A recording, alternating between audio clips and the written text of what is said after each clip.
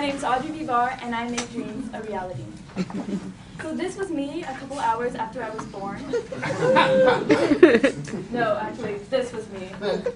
I was born in El Paso, Texas, in Thompson Hospital, less than 2 miles away from the U.S.-Mexican border. Now, for those of you who don't know me, I love my football. I love my McDonald's every now and then, and it might sound corny, but I love my country. And so it really freaks me out to know that if I had been born 2 miles downward, I would have been a Mexican citizen. And so, since an early age, my parents taught me the importance of an education. I'm right here. As you can see, I've had a knack for nerdy glasses, and I was also wearing Elmo, basically. But they taught me that if I worked hard, I could be anybody that I wanted to be. So I did. I worked hard. And I learned that hard work beats talent when talent doesn't work hard. And this is actually Tim Tebow's favorite quote. Yes, I am a Tim Tebow fan, for all people who don't know. And so, as I worked hard, I met other people that worked equally as hard as I did, like my neighbor. She was undocumented, and she always got high grades and wanted to go to college. My family moved to Manor when in the middle of my 4th grade year. We slowly lost contact with them, but soon, recently, my mom met her family at Target. And we found out that she had graduated from LBJ among the top of her class, and in a few months would be graduating from Texas A&M without any debt whatsoever. She had paid off all her school loans through scholarships and through side jobs. And she had also been accepted to a prestigious law school. So living in a Hispanic community, I was aware of many of these individuals, and I grew up with them. But what really defines an American? See, if I was born 2 miles downward, I would have been a Mexican citizen. So let me ask y'all, what defines you as Americans? Hamburgers? Okay. Football. Football? Freedom. Freedom? Voting. Okay. So is it our constant complaints on taxes? Or is it our constant complaints on gas prices? Is it our secret obsession with reality television? Is it our cultural acceptance? Or is it football? Is it the chills that we get when we listen to our national anthem during the Super Bowl? Well, legally, all persons born or naturalized in the United States are U.S. citizens. The 14th Amendment was established to secure the citizenship of slaves and their children. But does this really address maybe like what socially an American is? For example, Hiroshi Motomura, whose father was born in the United States, but was raised in Japan.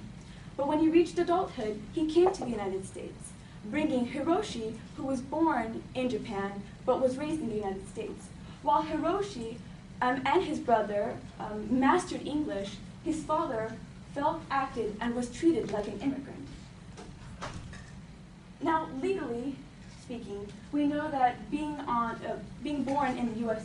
On U.S. soil means that you are a U.S. American, but socially we know that that is not the case. It's interesting how we don't really have an answer to what defines an American, since immigrants have been such a prevalent part of American society. And America has also embraced immigrants, especially with their cheap labor. For example, the Chinese Exclusion Act, during the gold rush, many Chinese immigrants migrated to the United States. They did not find quick fortune, but what they did find was jobs in the Transcontinental Railroad. But after the completion of the railroad, many of them, and as an economic recession arose, there was a lot of anti-Chinese sentiment, leading to the Chinese Exclusion Act in the 1900s, which stopped immigration from China for a whole decade, or the Bracero program, which imported Mexican workers from Mexico to the United States because of wartime shortages in the 1940s to the 1960s. What they didn't know was that illegal immigration would correlate with the program because many Mexican individuals would want to take advantage of the opportunities next door. The United States responded with Operation Wetback. I'm not making this up, that's actually what it's called. And what it entailed was 500 immigration officers were transferred from the Canadian border to the US-Mexican border. And they deported 1 million Mexican immigrants, and sometimes they accidentally deported some American citizens on accident. But the United States has always struggled with controlling their immigration. In the 1960s, the United States began giving preference to family members of US citizens and workers with special skills or skills in short supply. Recently, the Clinton administration began building fences along problem areas along the border. Now, illegal immigration decreased in those small areas, in those cities, but nationally, the illegal immigration population remained the same. And in 2001, after the World Trade Center, the percentage of green cards granted decreased by 34%, making the immigration process much more difficult than it already was and much more selective. But do these limitations, like building the fence, making the immigration process harder, does that address the underlying issue of illegal immigration? No. American employers are the ones that are hiring undocumented workers every single day for cheap labor. And where there is a demand, there is a supply. People will come. But what if they didn't have a choice? What if they're individuals that had no control over this? Well, Dick Durbin, the minority whip, and a Democrat from Illinois became aware of these individuals. 10 years ago, I received a phone call in my Chicago senatorial office. A mother was calling me. She was a Korean-American immigrant, had 3 children, and her oldest daughter was nothing short of amazing. She was an accomplished concert pianist who had just turned 18 and had been accepted at the Juilliard School of Music in New York. When they were filling out the forms for her to go to school, her daughter asked about her citizenship. And her mom said, "You know, I don't know. We didn't file any papers when we brought you here to America." So they called my office and we looked into it. And we found out that legally speaking, the answer was simple. That daughter had to leave the United States and go back to Korea, a country she had never known. Leaving America, where she'd gotten in the classroom every day to say the Pledge of Allegiance to our American flag and only knew one place. She'd done very well in life, but the laws weren't open to her becoming part of America. I didn't think that was right. To punish her for something she hadn't done wrong, it was just unfair and unjust. So I wrote the DREAM Act. The DREAM Act says if you were brought here as a child, you have good moral character, and attend college or enlist in the military, we're going to give you a chance to be legal in America and contribute to this country.